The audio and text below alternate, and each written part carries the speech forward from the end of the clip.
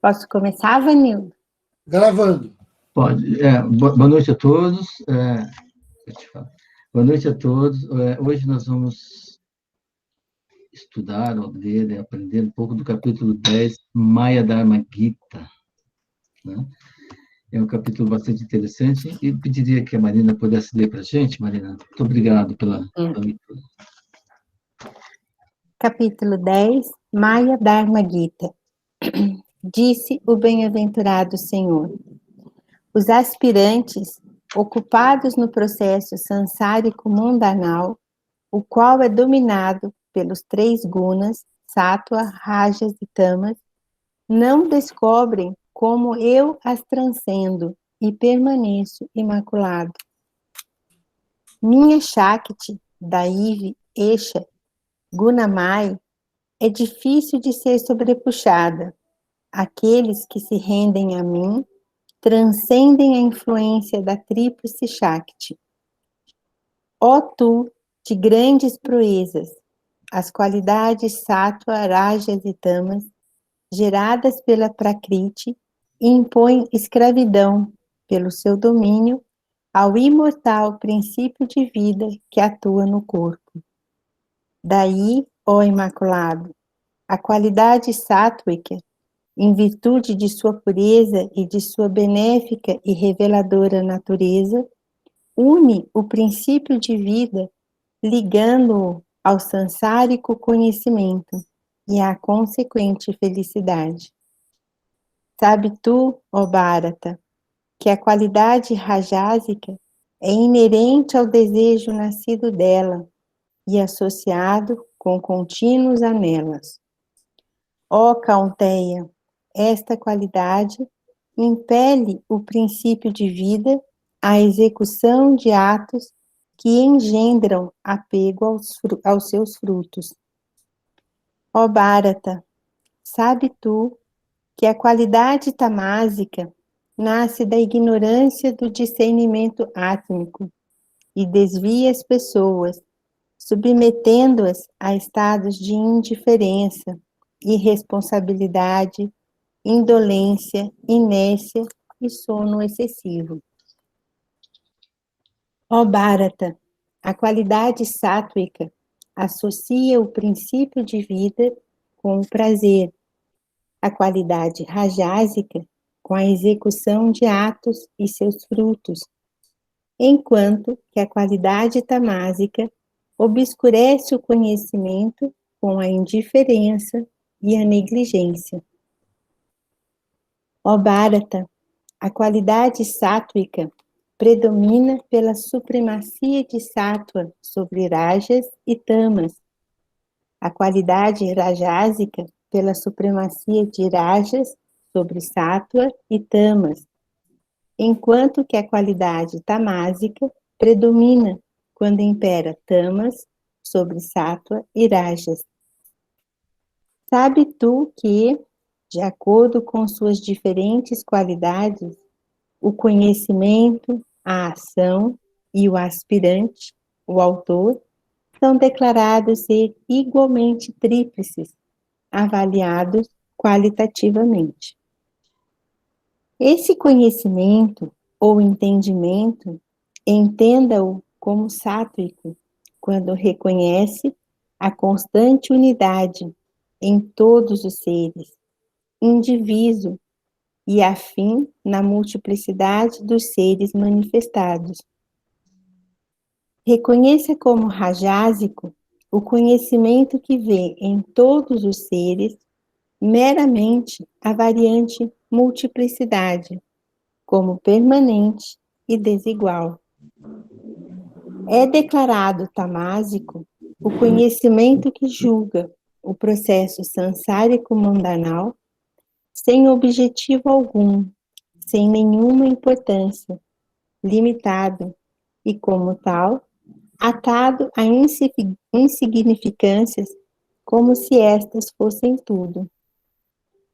É sáttvica a ação que é executada por ser necessária, sem desejo por seu fruto, desapegadamente, sem afeição nem aversão. É rajásica a ação executada com apego a seus frutos, egoisticamente ou com violência.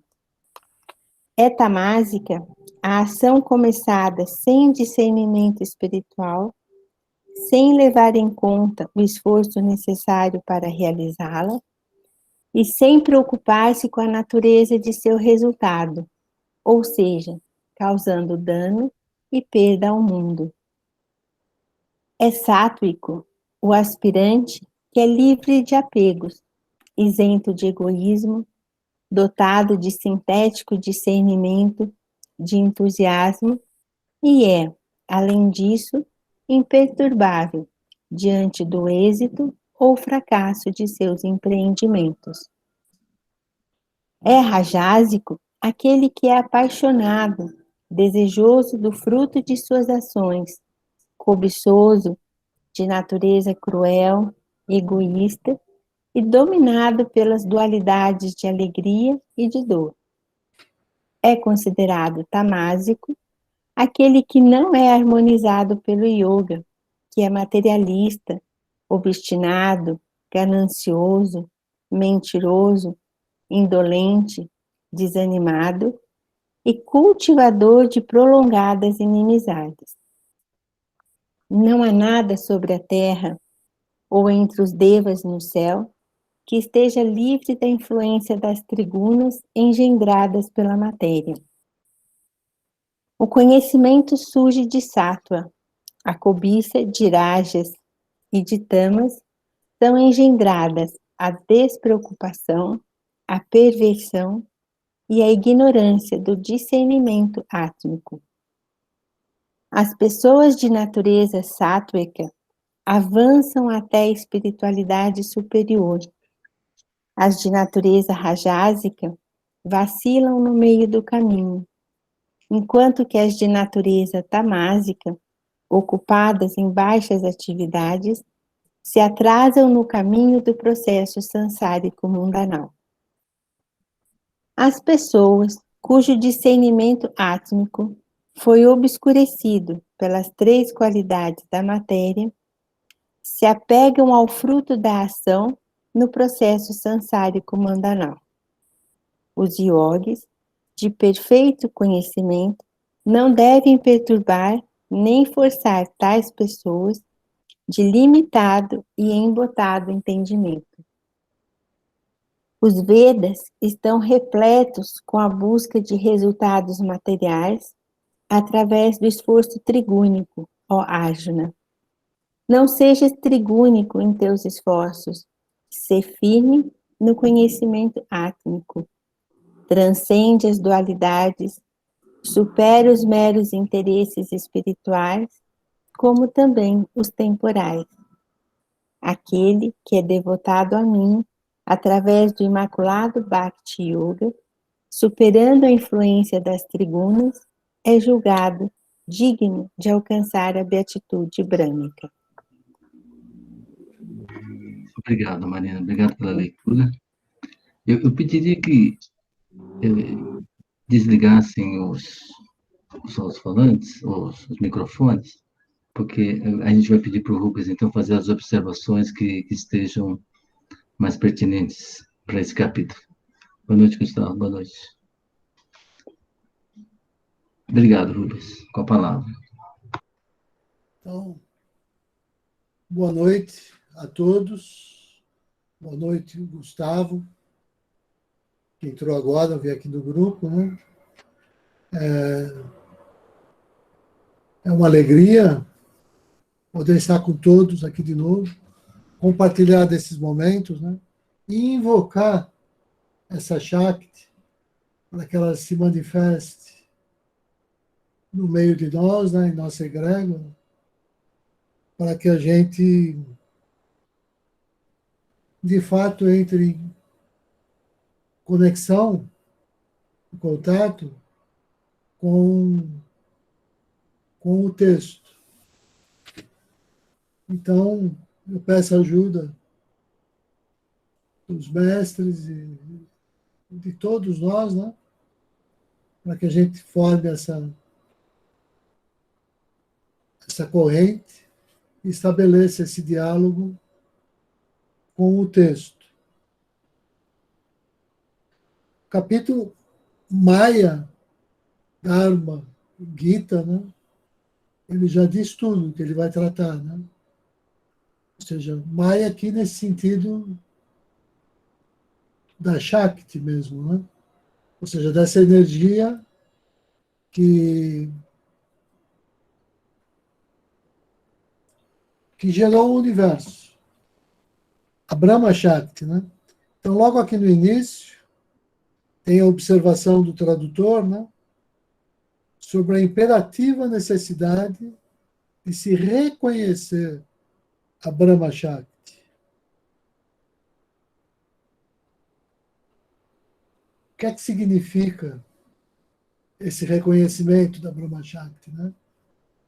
Como exercício na nossa disciplina, na nossa instituição, a gente sabe que tem um artigo de Sri Janardana, chamado O Pranayama, onde ele trata sobre esse modo de se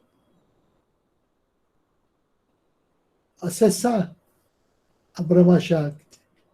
E dentro do próprio Shuddha Raja Yoga, como nós já vimos, né, tem 3 componentes, o Bhavana, Karma e Dhyana, né? É o Bhavana que é esse segredo, né, de iniciar esse processo de aproximação a Brahma Shakti.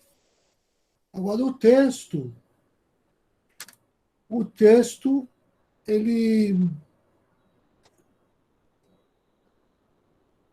tem alguns versos mais polêmicos e eu prefiro sempre me dedicar a esses versos, que são esses versos que estão sujeitos a diversas interpretações, que podem gerar uma série de discussões entre os sêniores da instituição, né? Ou inclusive entre os membros de outra instituição. E isso a gente já começa exatamente no segundo verso.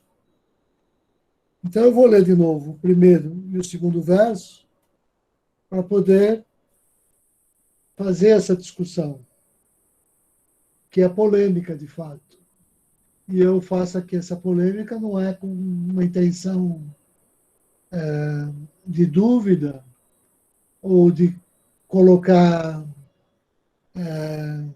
falsos problemas ou obstáculos, né?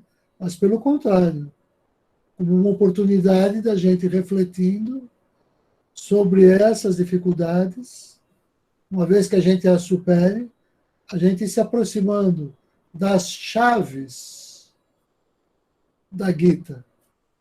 A Gita tem as chaves, a sua interpretação, o seu significado profundo. Então aqui começa assim o texto. Os aspirantes, ocupados no processo sansárico mundanal, o qual é dominado pelos 3 gunas, sattva, rajas e tamas, não descobrem como eu as transcendo e permaneço imaculado, né? Então, ele já está dizendo aqui como é que a Brahma Shakti está presente em todo o cosmos, em todo o universo, e ainda assim nós e as pessoas comuns não estabelecem esse contato, porque nós somos regidos por esse outro funcionamento da Gunamaya Shakti. E é por isso que o Shuddha Raja Yoga ele se propõe como essa, não sei se posso falar disciplina, mas por falta de melhor palavra agora, como essa disciplina que nos aproxima da Brahma Shakti, ou seja, que faz com que aos poucos, né, esse funcionamento típico da personalidade, típico do ego, que é o funcionamento dominado pelos 3 gunas, e aos poucos, à medida que a personalidade vai desaparecendo, esse funcionamento também vai desaparecendo. A nossa personalidade precisa ir desaparecendo, porque nós temos que manifestar Atma, Deus, na nossa vida. Então, nós temos que fazer Deus aparecer e a nossa personalidade desaparecer. Nós temos que nos tornar progressivamente mais parecidos com Deus. Nós temos que fazer com que as nossas ações sejam as ações parecidas com a da divindade. Ou seja, nós estaríamos atuando como instrumentos da divindade, né? Então, isso, aliás, antes de começar, inclusive, a leitura do 2º verso, que é de todo o capítulo, o mais polêmico, eu quero fazer esse pequeno comentário sobre esse processo da gente se aproximar da Brahma Shakti. A gente cultiva isso com o sentimento de unidade, a prática do Bhavana e, obviamente, do Shuddha Pranayama, conforme descrito por Sri Janardana. Nós não podemos entender o Pranayama como um simples exercício respiratório, né? Mas a gente tem que entender que Puraka, por exemplo, Pranayama tem 3 componentes, né? Puraka, Kumbhaka e Rechaka. Puraka é a inspiração. Kumbhaka é a retenção. E Rechaka, quando a gente expira. Então, se eu entendo, conforme o artigo de Sri Janardana, né, que Puraka é a inspiração do alento cósmico, do pneuma universal, ou seja, da Brahma Shakti, quando eu me exercito nesse processo, com seriedade, eu vou suavizando, assim, as características da minha personalidade e eu vou fazendo nascer em mim aquelas coisas que os meus pares, os meus colegas, começam a identificar como as 8 qualidades átmicas, as 26 qualidades dévicas, né? E, em especial, como resultado dessa prática, as pessoas vão desenvolvendo algumas características fundamentais, segundo o argumento de Sri Janardana, né?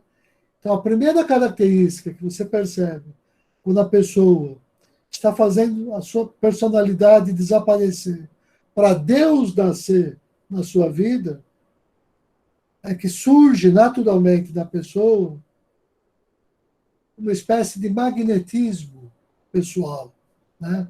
Que é uma pessoa amigável e ela é verdadeira com todos os seres. Você nota no olhar dessa pessoa, nos olhos dessa pessoa. Ela tem um olhar que é um olhar que a gente sabe que é de alguém que está se tornando um espiritualista, né? Essa pessoa, ela é um diplomata. Onde ela chega, as animosidades diminuem, né? Ela suaviza os problemas, né?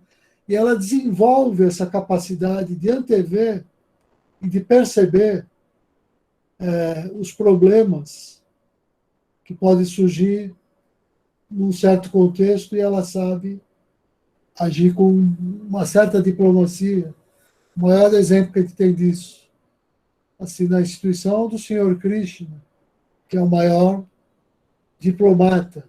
Ele percebia muito antes, quando as coisas estavam para acontecer, né? E outra coisa que você percebe quando a gente vai se aproximando da Brahma Shakti é que a nossa vida ela vai se modificando e aquilo que antes a gente precisava para descansar a nossa mente, agora é o contrário, passa a cansar. Então, quem se aproxima da Brahma Shakti, ela já não se permite as distrações mentais. Ela é orar e vigiar o tempo todo. Ela busca sempre o foco, a concentração, e todas aquelas qualidades que facilitam o processo de meditação. Então, uma pessoa, quando é um espiritualista, ele tem uma capacidade de trabalho que é impensável. Quando a gente se lembra de Srivajara, aos 80 e tantos anos, ele começava de manhã tranquilamente, era capaz de ficar no congresso, dar 2 palestras, fazer a prática, conversar com todas as pessoas, atender todo mundo. Ele estava ativo por 10, 12 horas no dia, né? Por quê? Porque você desenvolve essa capacidade de não necessitar de distração e você se torna incansável, porque é esse trabalho próximo a Brahma Shakti que então te serve de alento, de repouso e descanso. Então, quando você alcança esse estágio, você se torna absolutamente desapegado. Aí a gente vai começar a entender o sentido de Sannyasa e Tyaga, que é a primeira e a segunda parte da Gita, né? Sannyasa dá conta do Shuddha Sankhya, Tyaga dá conta do Shuddha Yoga, a segunda seção do texto.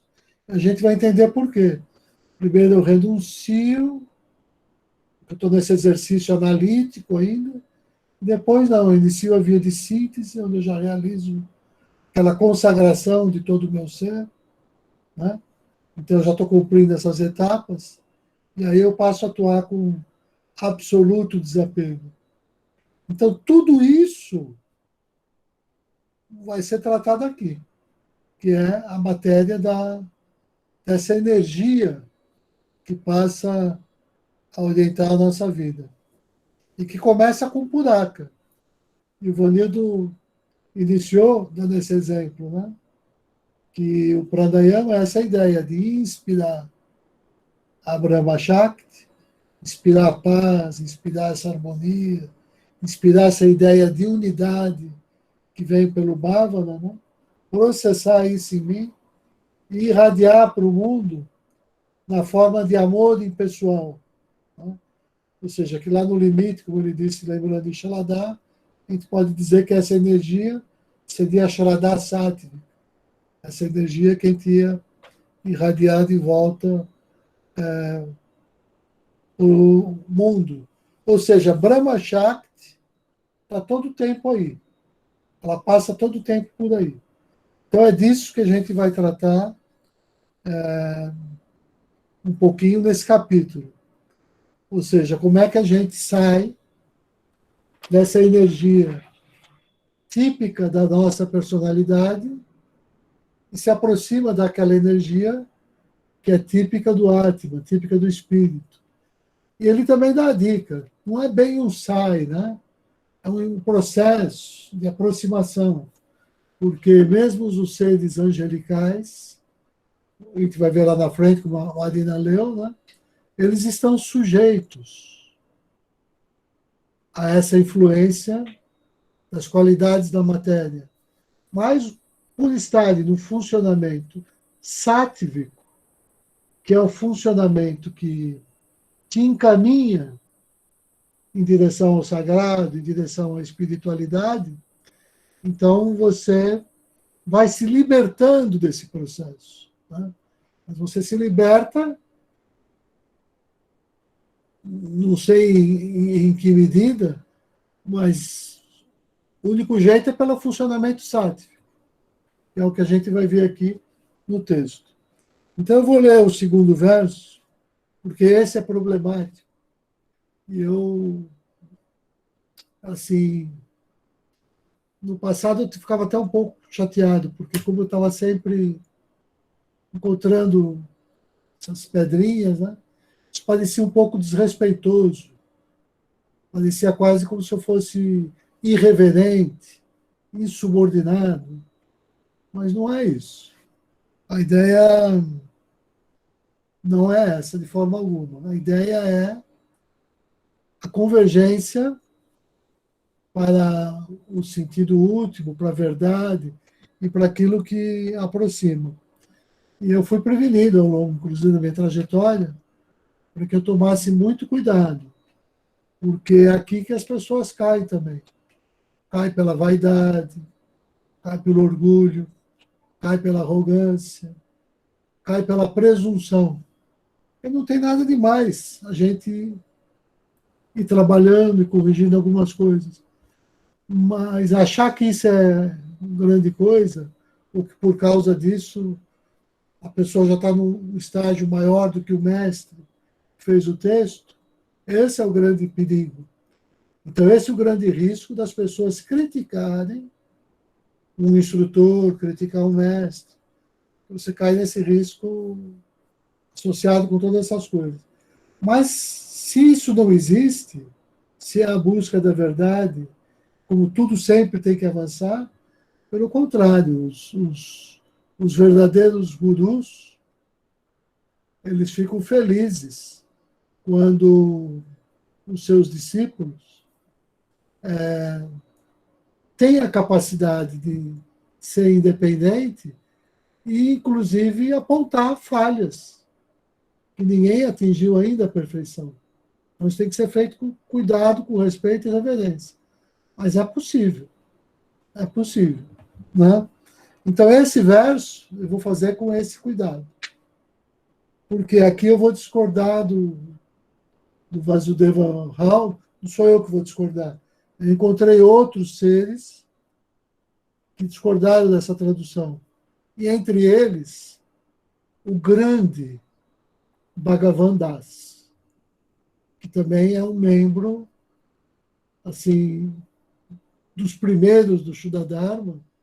E, para ter uma ideia, o Pandit Srinivasa Acharya tinha Bhagavan Das tão em alta conta que a tradução de Bhagavan Das do Pranavavada ficava como livro de cabeceira do Pandit, que tinha em Bhagavan Das essa grande referência. Né? Então, eu vou ler esse verso na tradução do Vasudeva, segundo a Gita do Shuddha-dharma, e como a gente vem fazendo, pegando também a Gita de 700 versos, onde o mesmo verso aparece em sânscrito. E aí o nosso Bhagavan Das, que é do Shuddha-dharma, assim como Subramania, também era da Teosofia, e ele traduz, junto com o Anibezan, a Bhagavad Gita também. Então, hoje eu quero pegar um verso traduzido dessa tradução da Teosofia, que é esse segundo verso. Ele diz assim, ó, e aqui, olha só, o comentador já diz, né? Os três aspectos da Brahma Shakti, como Daivi, Eksha e Gunamai.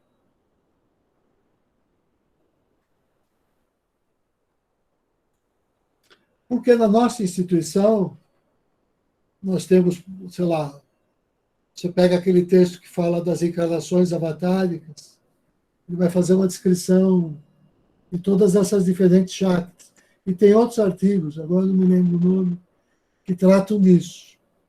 Então, aqui ele quer mostrar que essa matéria aparece na Gita. Né? E aqui ele diz, a minha Shakti, tracinho, Daivi, Eksha e Gunamai, é difícil de ser sobrepujada. Aqueles que se rendem a mim transcendem a influência da tríplice Shakti. Agora observa que ele põe tracinho, Daivi, Aksha e Gunamaya. Ficando assim, difícil da gente entender se essa é uma observação, uma explicação, um esclarecimento, ou se faz parte da tradução do verso. E essa é a minha dúvida. Então, aqui dá a entender que o verso parece que é o Senhor Krishna dizendo, em nome do princípio átmico, que a sua Shakti é dessa tríplice natureza.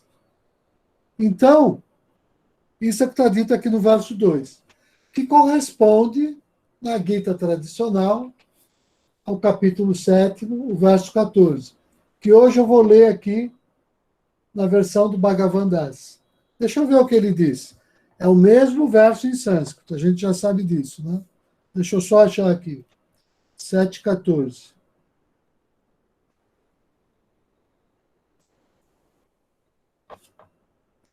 Como está em inglês, eu vou traduzir meio assim, meio mais ou menos, que é só para a gente ter uma ideia, né?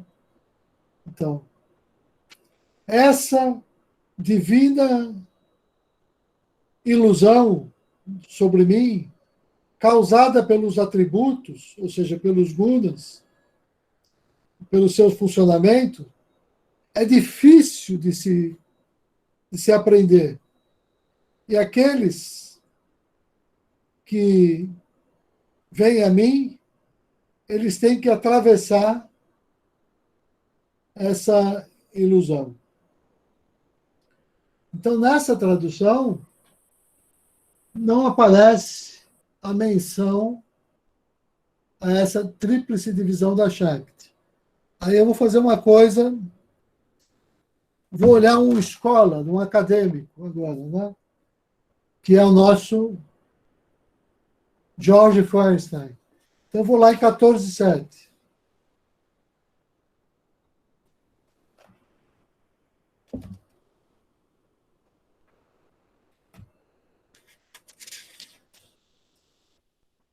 Esteja cientes. É 7,14. Desculpa. Obrigado, Vanil. Eu estava lendo completamente errado aqui. Essa matéria me deixa tão. Eu tenho tanto receio de tratar disso, que, na verdade, eu estava até um pouco inseguro, com receio de que a energia pudesse. Às vezes a gente tem uma ideia de que vai do sentido da harmonia e pode desarmonizar, né? 7,14. Pois este universo inteiro, outra coisa não é, senão a minha divina potência criativa, Maya, composta das qualidades primárias, difícil de transcender. Os que recorrem unicamente a mim transcendem essa minha potência criativa. Então, a gente vê que ele não está falando dessa tríplice Maya. Mas aí eu vou no verso em sânscrito agora. Eu vou ler aqui, ó, no próprio Feuerstein. No lado esquerdo está ali, como vem em sânscrito. Está aqui, ó. Daivi, Ri, Esha, Gunamai, Mamamaya. Pronto. Olha aqui. Olha aqui as três Shaktis. Daivi, Esha, Gunamai. Eu podia dizer, o Vasudeva está certo. Mas é um pouco de forçação de barra. E é isso que eu quero dizer. Porque apareceu a palavra, mas quando a gente estuda um pouco de sânscrito, e aí eu posso falar com tranquilidade, um pouquinho eu estudei, né? Então, eu sei, mas eu vou pegar a autoridade agora desse aqui, ó, do Winthrop Sargent, que é aqui, ó. Daivi, quer dizer divino, né? Esse HY, quer dizer, na verdade, é um enfático. E Esha, que é um tipo de energia de Shakti na nossa escola, é também um pronome, que aqui quer dizer esta Shakti divina, que aparece sobre a forma de Maya para nós, ela, na verdade, é essa Shakti divina que cria tudo, que continua oculta, mas que pode ser acessada, que é a Brahma Shakti. Olha que é um jeito diferente de compreender isso. Eu não vou traduzir, são 3 tipos de Shakti. Não, é a Brahma Shakti, que é aprendida pela personalidade, sob esse olhar da energia da matéria, como a Gunamai Shakti. Né? Mas é a Brahma Shakti que cria isso. E a palavra Esha, aqui que a gente coloca que é aquela energia da classe dos seres superiores, né? Não precisa aparecer no texto, porque a gente nem está se referindo a eles. Esha aqui é pronome. É esta energia. Então, só para dar uma ideia, se a gente fosse discutir com outras escolas, como isso é difícil. Até se eu fosse explicar o que é essa Esha Shakti. Não é a Gita onde isso é discutido. A Gita não discute isso. Ela discute a Brahma Shakti e ela discute a Gunamai Shakti. Ela não discute a Esha Shakti. A gente classifica. Mas ela aparece, essa palavrinha, como um pronome. Eksha quer dizer isso.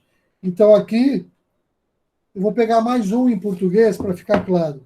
Eu vou pegar a Glória Arieira agora, da Doenta Vedanta.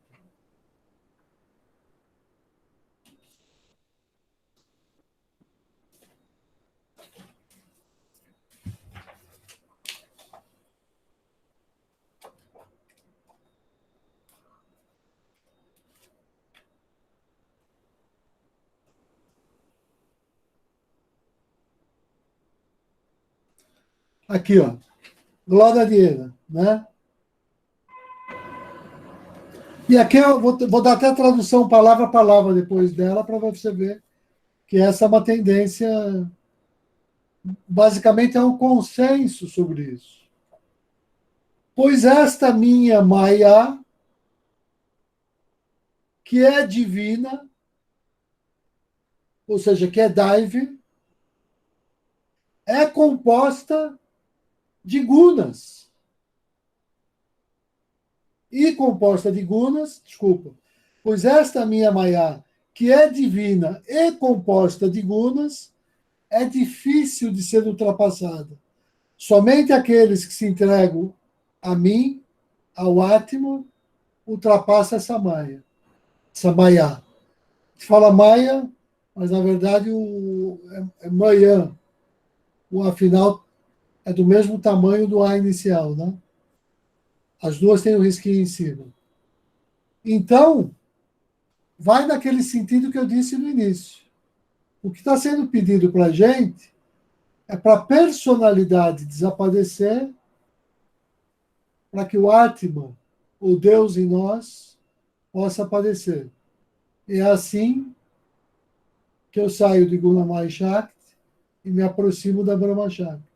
Por isso que o exercício de Puraka é isso, a gente compreender que essa energia, a gente não pode ser iludido pela energia dos gunas que estão fora, mas entender que mesmo fora, a Brahma Shakti está aí.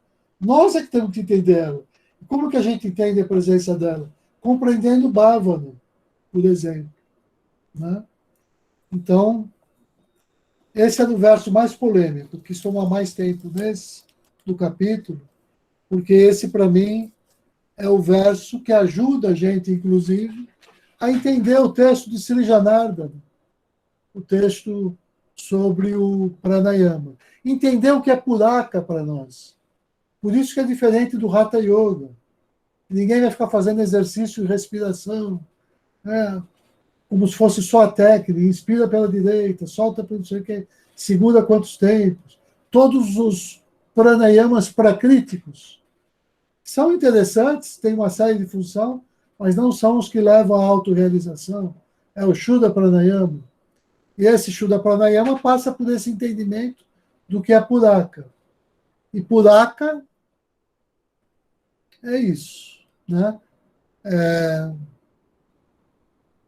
a gente entrar em contato com essa Brahma Shakti e manifestá-la em nosso ser, né? Então, essa prática, ou seja, Puraka envolve a consciência de que nós estamos mergulhados no oceano da Brahma Shakti. É assim que eu apago a influência dos gunas, né? Porque isso faz com que eu abandone as instalações mentais, né? E faz com que, então, eu passe a me relacionar com aquilo que nós chamamos na nossa escola de Atma Sama Gnana. Ou seja, Sama Gnana, que é o único critério para se hierarquizar as pessoas no Shuddha Dharma. É esse conhecimento prático, essa sabedoria que brota do coração. Esse é o único critério para os irmãos Shuddhas. Eles se relacionam com os outros irmãos conforme Samagnana e de 3 diferentes níveis. Com seus iguais, com amizade, com seus superiores, com respeito e reverência, e com aqueles irmãos menores, com compaixão, tendo como critério único na instituição Samagnana, sabedoria prática do coração. É assim que eu me relaciono, enquanto membro do Shuddha Dharma, com todas as pessoas. Então, Samagnana é isso. Advém dessa comunhão com a Brahma Shakti, que a gente vai tratar nesse capítulo, né? Eu sei que eu estou me alongando muito, está ficando estranho, mas esse tema é importantíssimo. Por quê? Porque está dizendo que esse pranayama, esse Shuddha Pranayama, ele tem um segredo que nos aproxima da Brahma Shakti e de Samagnana, que é aquele que faz com que os discípulos avancem e sejam reconhecidos na instituição. E, ora, se eu estou falando do pranayama, aí eu tenho que lembrar de um mantra da instituição que exalta o pranayama. E nós já vimos também, né?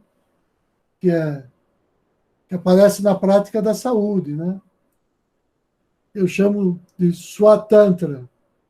É esse Tantra da verdadeira e genuína liberdade, que diz assim, esse mantra, né? Om Hansa Soham Yogi Swanim Rim Swaha.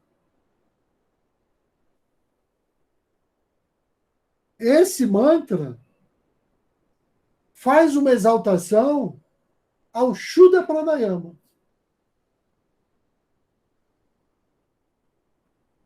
Quando eu digo isso, claro que tem a tradução, aquela mais clássica, né? Que eu digo quando eu vou tomar água e tudo mais, na prática da saúde, né? Que tem pequenas variações, mas esse mantra, literalmente, ele quer dizer que eu estou rendendo graças, Swaha, à Nossa Senhora do Yoga, Yogeshwari, que é conhecida por nós como Sri Yoga Devi. E a gente rende graças a ela em reconhecimento, em agradecimento pela revelação que nós temos em nossa própria respiração do Shuddha Pranayama, representado pelo mantra Hansa, cujo representante maior é o próprio Senhor Hansa Yogi. que é o mentor da nossa escola, né? E o que quer dizer Hansa? Por que Hansa é esse mantra? Porque Hansa a gente já viu, é um som onomatopeico, onde a gente diz ou seja, a minha respiração natural já traz implícito esse mantra, me lembrando que o dia que eu acordar e pensar na Brahma Shakti e realizar a minha respiração com a consciência da Brahma Shakti, eu acesso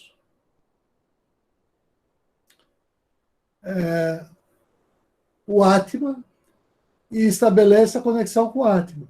Porque Hansa também quer dizer isso, né? É o processo de fazer a minha personalidade entrar em contato com o Atma. Porque Hansa quer dizer Ram, Aham, eu sou isto, eu sou o Atma, eu sou o eu sou. Então, Hansa. Então, por isso que eu saldo. Hansa Solan. Eu sou o eu sou. Eu sou o Atma. Eu sou o Atma. Então, saudações a Sri Yogadev, que é a expressão da Brahma Shakti, que é a que me permite ter essa compreensão. Então, eu estou tratando, se eu falo em Sri Yogadevi, eu estou falando na Brahma Shakti. Ela é a expressão da Brahma Shakti, né? Então, esses dois mantras tratam disso. Então, o Shuddha Pranayama, que é esse pranayama onde eu faço a meditação o dia todo, ele está na nossa própria respiração, quando eu acordo para esse sentimento. E isso está na nossa prática da saúde. Então, o Sri Janardana começou a apontar nessa direção. Eu sei que parece que eu me afastei um pouquinho do tema, né? Mas, para quem acha que eu me afastei, eu sugiro entoar o hino a Durga e olhar o significado das palavras no hino a Durga. Uma das traduções, às vezes não em todas, mas no meu livro-blog eu faço uma tradução assim. O que é que se celebra no hino a Durga? O hino a Durga, ele fala que o ponto de encontro de Ida e Pingala é aqui, ó, no Agna Chakra, que é o assento da Brahma Shakti, que é aqui que ressoa a nossa própria respiração. É aqui que dessa caixa que a gente sente ressoar, o Hamsa, Hamsa, que me dá a consciência que eu trago em mim a possibilidade de conexão com a divindade, com o Atma. Então, a respiração, quando é realizada com essa consciência, ela é o Shuddha Pranayama que o Sri Janardana explica no seu artigo. Ou seja, é aquele pranayama que revela esse mantra, Hansa, que faz de cada respiração um suave, sutil e pleno gesto de comunhão, paz e amor com essa energia sagrada e divina que anima todas as coisas, né? Ou seja, que me provê de Samagnana e me faz, então, um iniciado dentro do Shuddha Dharma. Quem tem Samagnana, quando você desenvolve Samagnana, são os sinais das iniciações que você foi alcançando dentro da instituição, né? Então, pronto. Deixa eu voltar para o texto agora. Porque agora eu estou pronto para falar demais. Vanildo está rindo. Desculpa se hoje eu viajei demais, Vanildo. Mas isso era importante. Porque não, Rubens, perdão, eu estou rindo, porque eu rio mesmo. Eu sempre rio, não é por nada especial. Mas eu estou entendendo perfeitamente o que você está falando. Eu acho que você está muito dentro daquilo que tá sendo tratado. Foi uma janela muito bem, pelo menos para mim, foi muito claro, assim, o que você tentou falar, tá? E eu não estou rindo agora, estou falando muito sério. E depois eu gostaria que você explicasse por que então as pessoas falam que Maia é ilusão, e até agora a gente não ouviu falar nada disso. Depois, mais profundo, Então, se você... vou falar já, vou falar já, porque isso é importantíssimo. Maya quer dizer energia, né? E é isso que distingue a nossa escola do Advaita Vedanta. O grande Mahavakya do Advaita Vedanta, o grande aforismo é Brahman Satyam Jagat Mithya. Brahman é a verdade absoluta, Jagat, o universo, é falso, é ilusório.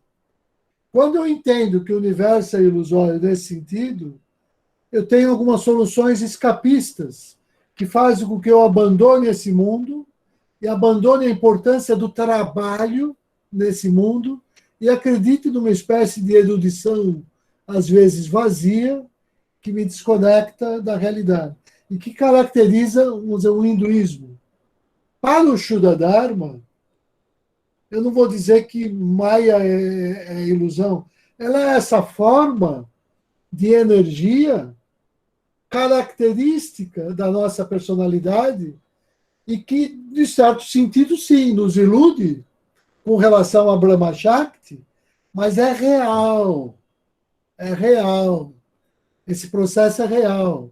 Então, o mundo tem realidade. O mundo é o nosso guru. É isso que o Krishna disse para Arjuna. Levanta e luta nesse mundo, que ele é real. Ele é a tua escola, né? Embora ele não tenha substância eterna, ele seja passageiro, ele seja efêmero, mas é a escola. Ninguém vence o mundo ignorando o mundo. Você vence o mundo entendendo que ele é o teu mestre, o teu guru, e que você tem que entender as suas leis e atuar segundo elas. É assim que ensina o Shuddha Dharma.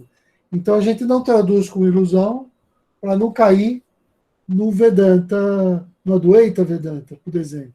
A gente traduz como essa energia, que é a energia que muda de forma. Quando eu aprofundo a minha visão e vou me desconectando da minha personalidade e me aproximando do Atma, né? Eu vou me aproximando da Brahma Shakti, e esse mundo que é real, ele tem esse componente de ilusão também, é claro. Porque, olha, se eu prestar atenção, vou dar um exemplo, parece que não tem nada a ver, mas tem.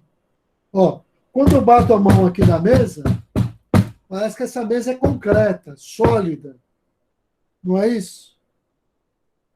Quem estuda química sabe que se eu for se eu começar a baixar aqui para o nível da das nanomoléculas, ou seja, daqueles. Vou para o microcosmo, eu percebo que tudo é vazio.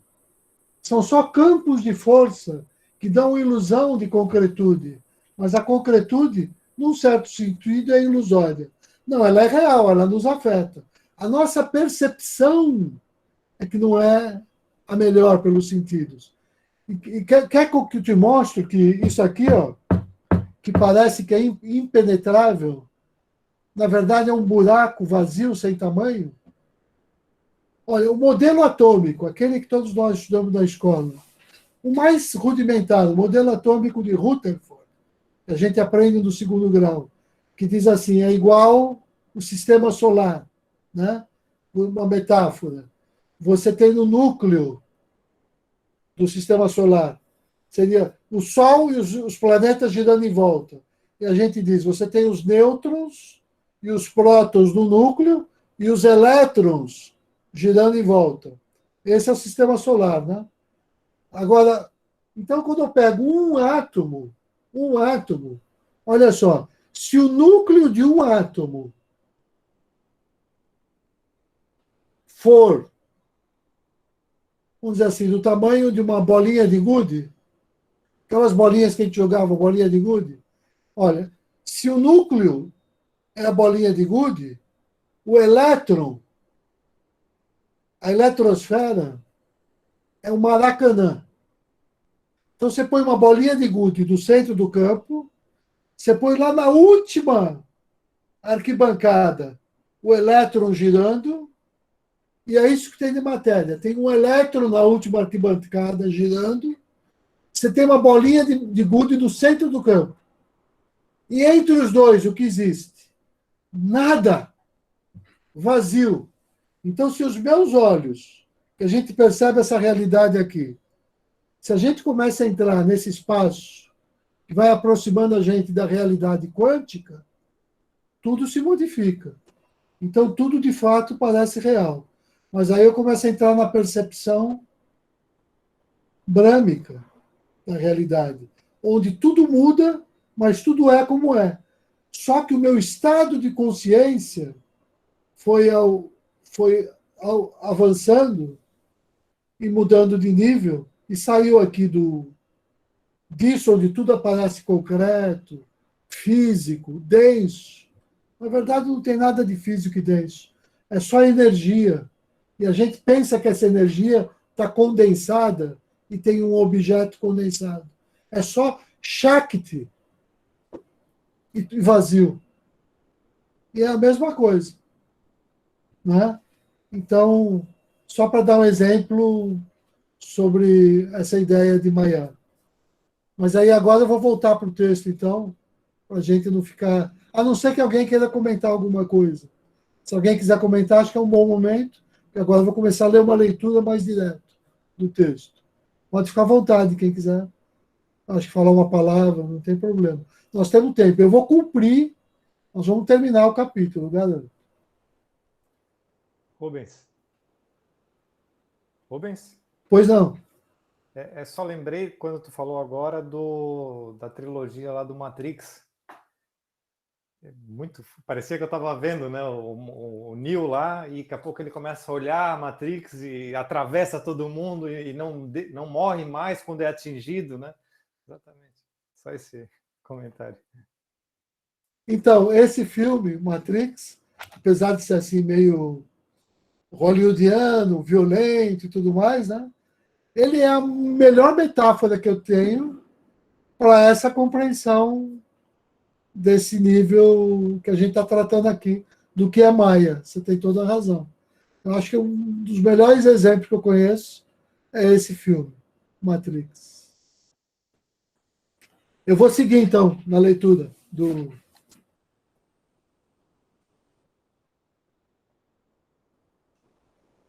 Então, verso 3. Ó tu de grandes proezas, as qualidades sattva, rajas e tamas, geradas pela Prakriti, impõem escravidão pelo seu domínio ao imortal princípio de vida que atua no corpo. Daí, ó Imaculado, a qualidade sátvica, em virtude de sua pureza e de sua benéfica e reveladora natureza, une o princípio de vida, ligando ao sansárico conhecimento e a consequente felicidade. Sabe tu, ó Bharata, que a qualidade rajásica é inerente ao desejo. Eu prefiro dizer paixão, até. É inerente à paixão, nascido dela e associado aos contínuos anelos. Ó Kaunteya, né? Kaunteya, eu já disse aqui que tem no sânscrito, a gente forma adjetivo mexendo nas vogais. Então, filho de Kunti, que é a mãe de Arjuna. Kunti é a mãe. Então, quando eu pego esse I e faço Eia e o Kun inicial, eu viro Kaun, eu estou transformando um substantivo num adjetivo. Então, Kunti é a mãe de Arjuna. Kaunteya quer dizer filho de Kunti.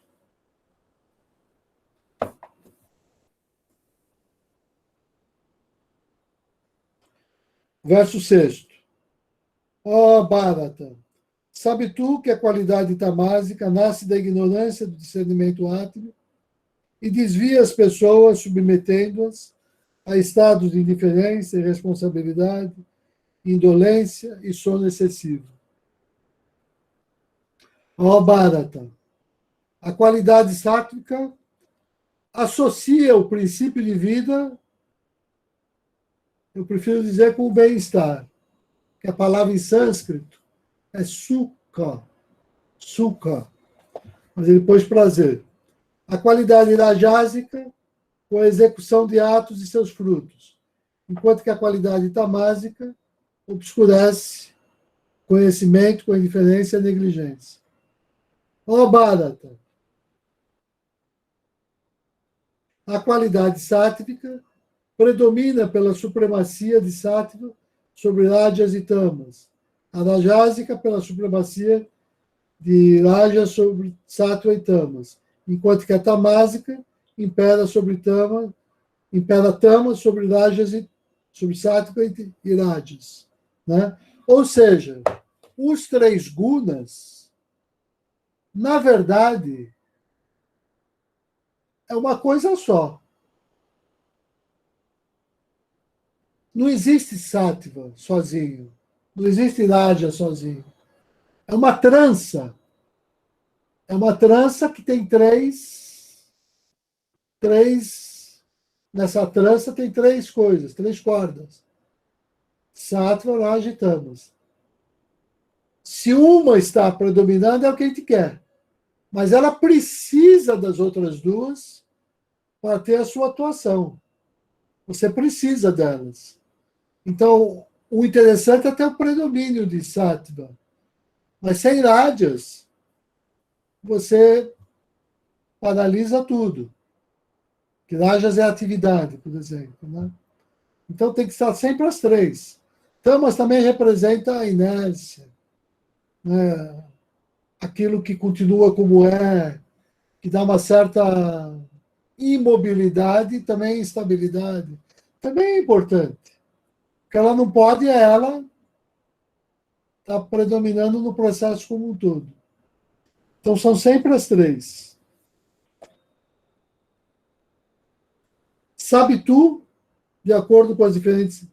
Sabe tu que, de acordo com as diferentes qualidades, o conhecimento, a ação e o aspirante são declarados ser igualmente tríplices, avaliados qualitativamente. Então, aqui, a Marina já leu isso tão bem, que eu fico lendo repetido, não sei nem se é necessário.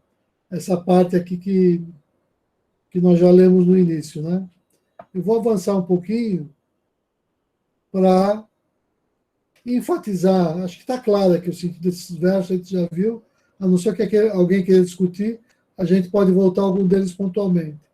Mas o meu interesse maior é com o verso 19 agora. Porque esse verso, ele responde a essa questão sobre o que significa a transcendência sobre os gunas.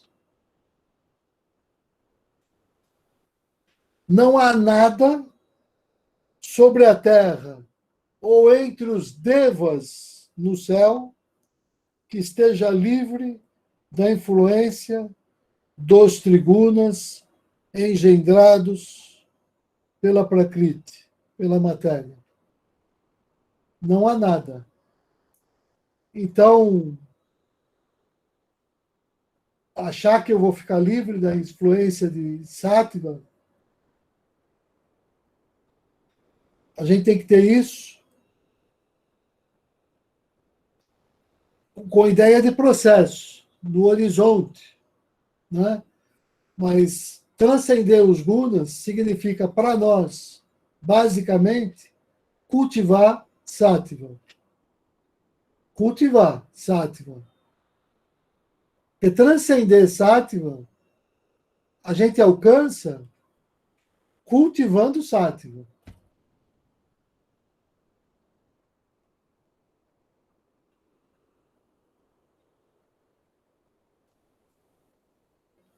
É o que está dito aqui, me parece.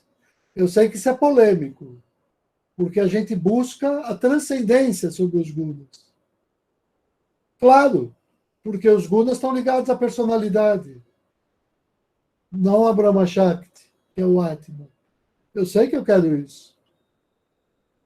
Mas, enquanto jivas, enquanto expressões do Ahankara, enquanto seres materiais, enquanto a gente tiver esse corpo físico, os gunas nos constituem. Eles fazem parte do nosso ser. Isso aqui, ó, é matéria física, é Prakriti. Aonde tem Prakriti, tem a força dos gunas. Por isso que a gente vai se utilizando. Até a gente se tornar luz pura. Né?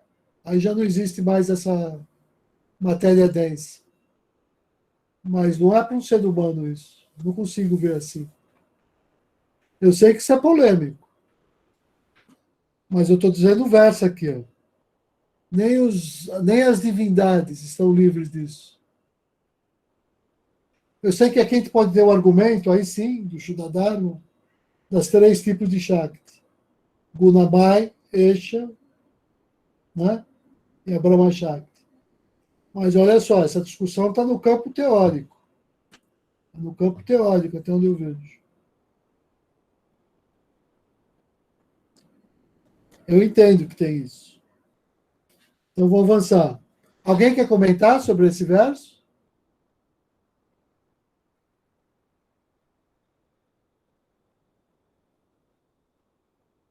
Então, vou seguir.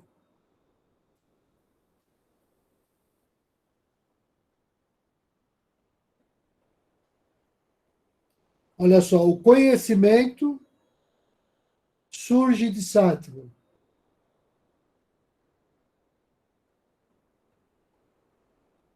O conhecimento surge de Sattva. A cobiça de Rajas. E de tamas são engendradas a despreocupação, a perversão e a ignorância do discernimento átmico. As pessoas de natureza sátrica são as que avançam até a espiritualidade superior. As de natureza rajásica vacilam no meio do caminho. E as de natureza tamásica, ocupadas em baixas atividades, se atrasam no caminho. Então, o que cabe a nós? Cultivar a natureza sátrica que me coloca no caminho espiritual. É o que nos cabe. As pessoas cujo discernimento átmico foi obscurecido pelas 3 qualidades da matéria, nesse jogo das 3 conjuntas, né, se apegam ao fruto da ação no processo sansárico. Os yogis de perfeito conhecimento não devem perturbar nem forçar tais pessoas de limitado e embotado entendimento. Esse verso eu acho uma maravilha. E é o verso que mais causou problema dentro da nossa instituição. Eu acho que é o entendimento desse verso que aponta para os problemas da instituição e para as tentativas de solução desses problemas da instituição. E o melhor exemplo de quem viveu esse verso, para mim, que eu conheço, se chamou Sri Vajra. Sri Vajra. O melhor exemplo de quem viveu esse verso. Olha o que ele diz. Os yogis de perfeito conhecimento não devem perturbar nem forçar as pessoas de limitado e embotado entendimento. Não existe agressão maior para quem já avançou um pouco no Shuddha-dharma, não existe agressão maior que a gente possa impor a um ser humano do que impor ao outro de entendimento menor a verdade que ele não está preparado para receber. Nós temos que ter respeito com o nível de consciência de cada um. Não existe desrespeito maior do que desrespeitar o nível de consciência de uma pessoa, querendo forçar essa pessoa a uma disciplina e a um caminho para o qual ela não está ainda preparada. É por isso que esse universo é múltiplo, é por isso que existem tantos caminhos, tantas escolas, tantas religiões. Então, se eu quiser impor ao outro, mesmo com a verdade, isso ofende e agride o outro, não ajuda. Não ajuda.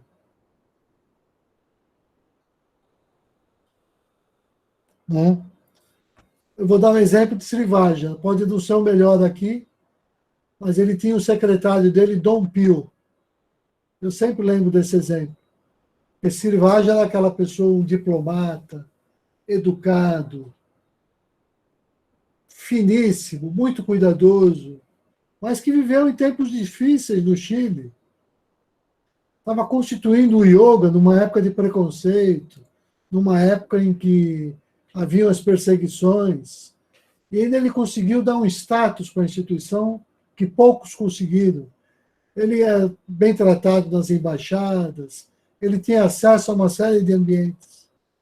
Mas ele sabia que nesse ambiente as pessoas eram torpes, ignorantes, não podiam ter acesso ao Shuddha Dharma, tinham que ter um acesso limitado. Então, quando ele era convidado, por exemplo, para um coquetel, ele, que não bebia bebida alcoólica, e Dom Pio, que não bebia, ele conta essa história, que uma vez numa embaixada, no coquetel, um dos convivas insistiu para que eles brindassem, ou fizessem uma coisa assim ali juntos. E o Dom Pio estava hesitante.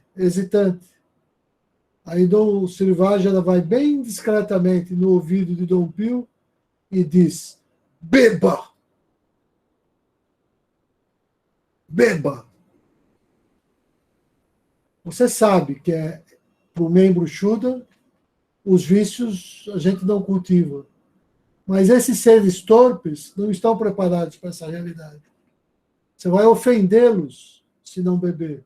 Então, em respeito à ignorância deles, beba.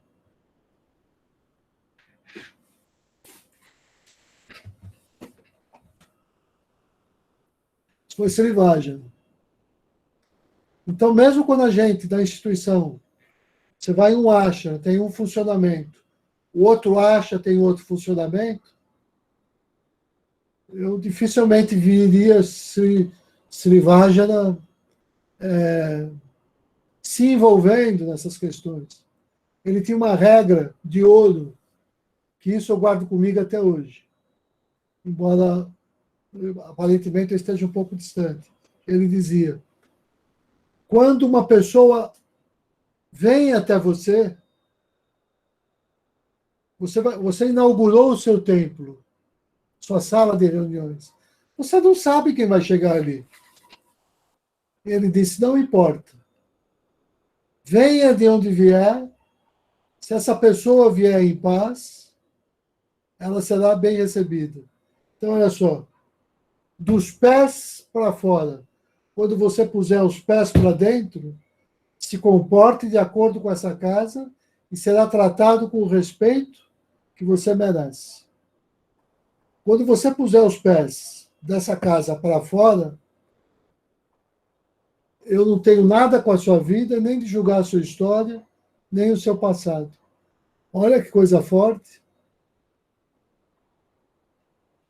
Ou seja, eu não vou ficar criticando o meu colega, que também é membro da instituição, porque ele vive desse jeito, vive daquilo, ele faz isso. Uma vez eu perguntei diretamente isso para Srivaja, numa carta. E aí ele me diga, eu tenho quase que decora na cabeça as palavras dele. Diga o que se digam, faça o que fizerem, não se envolva nesse tipo de fofoca, né? E siga com a tua disciplina. É isso que compete para o Mengo Shuda. Siga com a tua disciplina. Não se envolva em mesquinharias, em fofocas, em discussões e em críticas. Simplesmente cumpra com a sua disciplina. E cada dirigente, dirigindo o seu grupo, sabe como tomar as medidas que são melhores para harmonizar, para corrigir, para manter o bom funcionamento do seu grupo. Não se envolva. Se ouvir de Srivaja. Isso aí respeita isso aqui. Não perturbe as pessoas. Você pode saber que você está certo, mas se o outro não tem como entender aquilo, se você for explicar para ele, você vai arrumar briga. Você só vai arrumar confusão. Né? Então, esse é esse verso.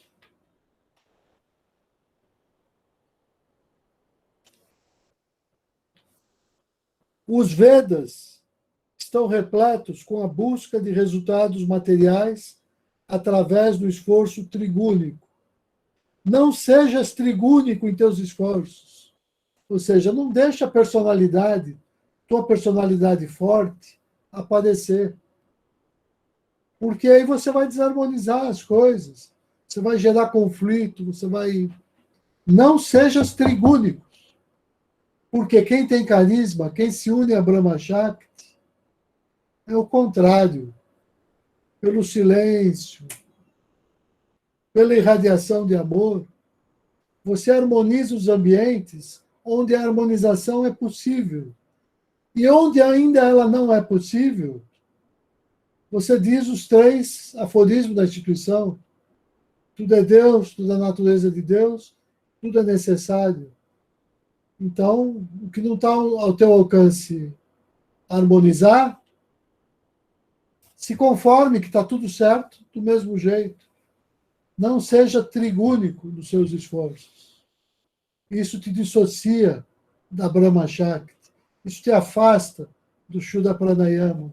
E isso faz com que nuble em você a tua compreensão sobre o primeiro aspecto da disciplina, que é o Bhavana.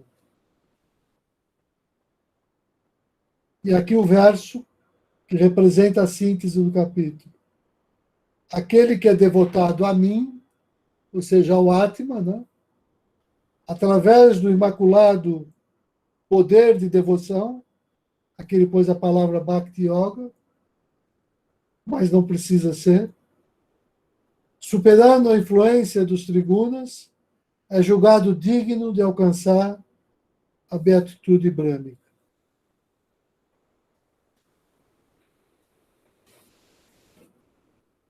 Terminei. E ficou um tempinho. Hoje ficou pouco tempo, peço desculpas. Mas acho que dá para a gente conversar um pouco.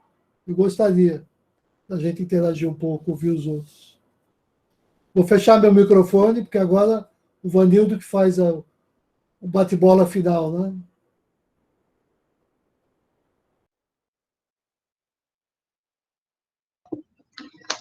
Bom, eu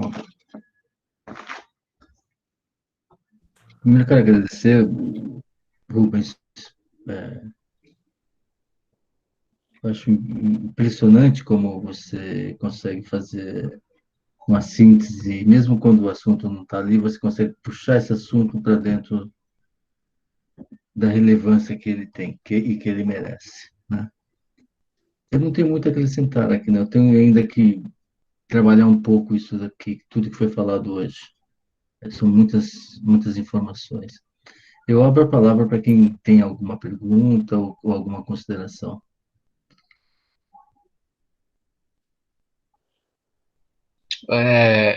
Vanildo Rubens, fantástico a sua fala, acho que trouxe muito conhecimento, e eu vou me ater aqui a esse aspecto tríplice que você falou, das 3 cordas. E aí eu lembrei da figura da lei do 3, que é representado pelo triângulo. Então, na base, eu tenho as duas leis as duas características que se confrontam. Se existir só as duas, é o caos, porque é a luta, é o embate. Aí vem a terceira, que é a neutra, é a que dá o equilíbrio para o conjunto, né? Então, eu trouxe enquanto você estava falando, me veio essa lembrança da lei do 3 e me ajudou a fechar essa compreensão. Mas foi ótimo, obrigado. Eu que agradeço com esse insight maravilhoso. Não tenho a menor dúvida que isso foi muito apropriado. Essa lei do 3, do triângulo, isso é coisa muito profunda, valiosa e absolutamente pertinente aqui. Eu te agradeço por esse complemento. Alguém mais? Eurípides, deseja falar algo? Bom, boa noite a todos. Sempre é uma alegria enorme, né, participar desse estudo. Eu acho que o nosso exercício deve ser sempre estar em sátua em tudo. Mas para que possamos chegar nesse exercício, eu entendo que nós precisamos de colocar em prática essas coisas que acontecem. E aí eu percebo, né, através das minhas experiências, né, essa energia atuando em nós em diversas maneiras. Eu tenho pelo hábito de fazer umas orações, fazer invocação, né, da divina hierarquia, pedindo proteção para tudo aquilo que passo em minha vida, qualquer trabalho. Ou seja, lá no sítio, né, que eu tenho trabalhado mais. Sempre eu invoco, né, através do Pranava Om, no início do trabalho, e no final também eu faço meus agradecimentos, também pronunciando o Pranava Om. Dentro desse aspecto que eu faço, eu tive várias experiências que me chamou muita atenção. Houve uma época que eu comprei um trator novo, eu não tinha experiência desse trator, e aí eu percebi que esse trator, no freio dele, ele tinha uma maneira que você travava as duas rodas traseiras, quando ele estava travado. Se não estivesse travado, ele travava uma só das rodas. Eu fui fazer um serviço, eu e mais o meu funcionário, no topo de uma mata que eu tenho no meio da lavoura de café. Nós estávamos pegando a madeira para fazer cercas e eu coloquei na carreta toda essa madeira. E quando eu tive de fazer essa manobra, e era um despenhadeiro, né, muito declível, e uma roda só girou, e aí ele subiu em cima de uma pedra. Eu senti uma energia muito forte que me tirou em cima do trator. Eu não pensei em nada de pular no trator, mas, de fato, eu pulei. Olha, é incrível que pareça. O trator ele estava engatado na carreta, né, carreta cheia de madeira, ele destravou esse engate e o trator, e eu desci desse trator praticamente sem ver, e esse trator desceu numa ladeira enorme e que tinha muitas árvores. E ele foi desviando dessas árvores, desengatado simplesmente o trator. Ele não desengata, continua funcionando. Ele desceu-se num local que eu tinha umas plantações de cereais, e quando ele desceu embaixo, eu fui lá e afoguei esse trator para ele. Agora, o que me chamou muito a atenção, que não aconteceu nunca antes nem depois, no trator desengatar a carreta. Isso me chamou muita atenção. Então, eu percebi uma energia superior que transcende tudo aquilo que eu pensava e que eu trabalhava com essas energias. Então, ela me tirou em cima do trator, esse trator não levou um arranhão, e eu sou muito grato por isso. Outra oportunidade dessa experiência, eu tive também, quer dizer, um fato que poderia ter acontecido algo terrivelmente, né, um desastre com o meu filho. Meu filho era novinho, tinha em torno de uns 4 anos, mas ele sempre andava atrás de mim, né, aprendendo a fazer as coisas e até me ajudando, né? Eu fui engatar nessa vez que eu estava plantando um bananal lá perto da lavoura de café, e ele, então, querendo ajudar, ele foi tentar engatar a carreta no rabicho do trator. E ele caiu-se entre as duas rodas. E quando eu percebi que ele caiu, e essas duas rodas girando, eu pulei de cima do trator, pensando que tinha passado em cima do meu filho. E quando eu desci, eu vi que as duas rodas estavam funcionando entre o pezinho dele e a cabeça dele. Ele no meio. Aí que eu fui lá, afoguei o trator e parei. Então, todas as vezes que eu me lembro disso, eu sou muito grato por estar meu filho vivo. Então, são coisas que me chamou muita atenção. E referente a essa energia, né, de Sattva, Raja e Tama, eu também já tive a oportunidade de perceber até em animais. Uma época que não tinha essas máquinas para colher café como tem hoje, e nem para varrer o café, usava o pessoal, manual. Era uma época, às vezes, tinha 40 pessoas trabalhando lá. Um desses vizinhos, quando ele foi trabalhar, levou uma cachorra que acompanhou ele, né, uma cachorra preta, e essa cachorra ficou lá em casa depois que terminou a colheita, ela acabou morando lá. Olha que interessante. Essa cachorra tiveram vários filhotes. Um dos filhotes se tornou outra cachorra também, preta, que as duas ficaram morando lá no sítio. E houve uma época que essa cachorra mais velha, ela trouxe filhotes e ficou num lado da garagem. E uma semana depois, a outra cachorra também teve crias e ficou do outro lado da garagem. Olha que interessante. Essa cachorra mais velha, que era a avó desses filhotinhos, dos filhotes da filha, veio amamentar na mãe. E a mãe não aceitou. E naquele momento eu pensei, poxa, mas que cachorro desnaturado, que vó desnaturada, não aceitar os netos amamentar nela. Mas olha a minha surpresa. Quando essa cachorra mais nova estava passando de frente à garagem, essa cachorra mais velha foi lá e mordeu no cangote dela, no pescoço, e levou lá no ninho dos filhotes da filha. Então, aquilo lá me deu uma explicação seguinte. Olha que ensinamento.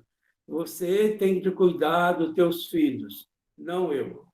Para mim foi um ensinamento maravilhoso e eu gosto muito de prestar atenção nessas coisas que acontecem com a natureza. Então, é isso que eu gostaria de falar. Não vou tomar muito o tempo de vocês. Muito obrigado a todos. Namastê. Obrigado, senhor Lipe. Muito obrigado. Né, você deseja falar algo, né? Não, hoje não. Gisele? Alô? Ok. Não, tranquilo, tá? Oi, tá com visita aí? Legal. Obrigado, então, Gisele. Gustavo, então, eu vou pedir para você, querendo falar alguma coisa assim, você poder depois encerrar para a gente. Tudo bem para você, Rubens? Tudo bem para todo mundo? Eu acho que eu estou felicíssimo. Eu sempre gosto desses causos, porque, olha, eu sei que não é o caso aqui, mas me lembra muito Francisco. Francisco só ensinava assim. E falando sobre a Brahma Shakti, ele citava exatamente esses casos quando ele saía pelos povoados. né? Aliás, o último vídeo que eu gravei ontem foi ele comentando sobre isso, onde ele saía e alguns milagres, igual o senhor contou. Quem está em contato com a Brahma Shakti, o poder de Deus se manifesta na sua vida, né? Então a roda não ia passar em cima do pé do seu filho naquela hora, né? E do mesmo jeito que o trator desceu, controlado por essa energia. Francisco, ainda ontem, contou um exemplo assim, onde ele acabou com um negócio de gafanhoto lá. Teve uma invasão de gafanhotos e, de repente, tudo se resolveu de uma maneira assim, por esse poder. Então, eu acho isso também, eu acho isso muito rico. Mostra essa. É a nossa fé no sentido mais verdadeiro, é esse, para mim, né? Quando a gente tem esse testemunho, né, da graça de Deus se manifestando na nossa vida. Beleza. Obrigado. Você pode, então, caso queira falar alguma coisa, contar um caos, ou... Não, só agradecer mesmo. Muito obrigado pelo trabalho maravilhoso de vocês, de todos que estão aqui. Então a gente pode colocar as mãos em frente ao coração, em postura de prece, fechar os nossos olhos. Nós agradecemos profundamente por todos os ensinamentos recebidos nesta noite, pelas bênçãos de luz que cada um de nós aqui recebemos, enchendo nossos corações de alegria, de amor, de conhecimento, de entendimento. E vamos manifestar de uma maneira generosa esta compreensão, externando a todos os seres por meio do Pranava Om, o Verbo Divino, irradiando a luz do coração. Nós vamos por 3 vezes invocar o Pranava Om. Inspirem.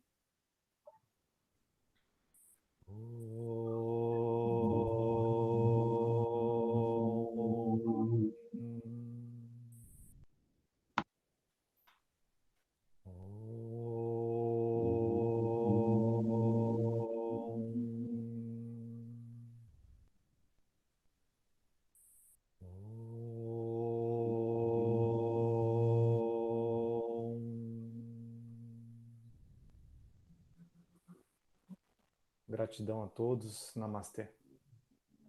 Não. Namastê.